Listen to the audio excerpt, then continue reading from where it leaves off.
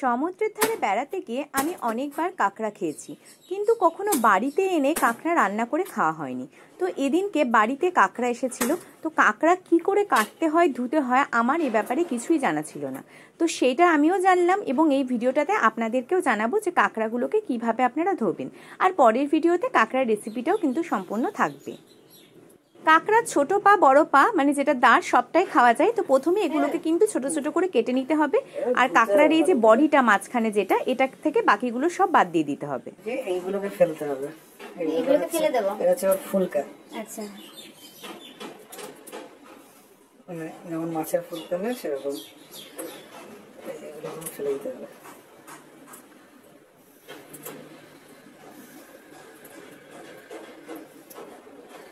তারপরে এই যে এটা হচ্ছে এই চওড়া হয়, এটা চওড়া হয়, তাহলে মেয়ে কাঁকড়া।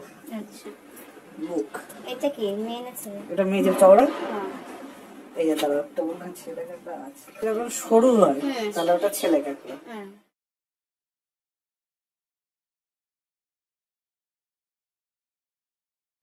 আর এটা পেটে ওটা ঘিলু।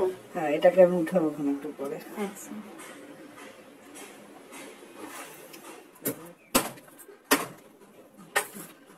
এটা একটুখানি আছে, ওটা উঠিয়ে নেবো। সোজা কথা ইয়েগুলো থাকলে চলবে না।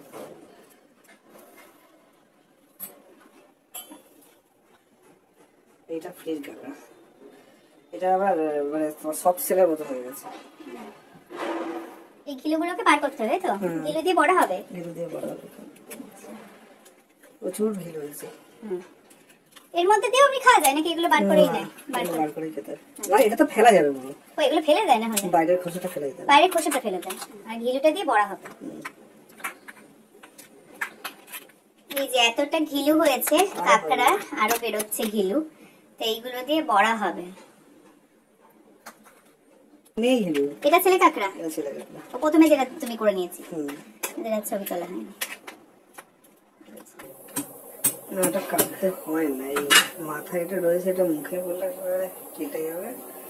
এটা তোমার জন্যই রেখেছি। এগুলো ধুতে হবে ভালো করে, তো এগুলো ভালো করে ধুয়ে নিতে হবে কাঁকড়ার ভিতরে দাঁড়গুলোকে।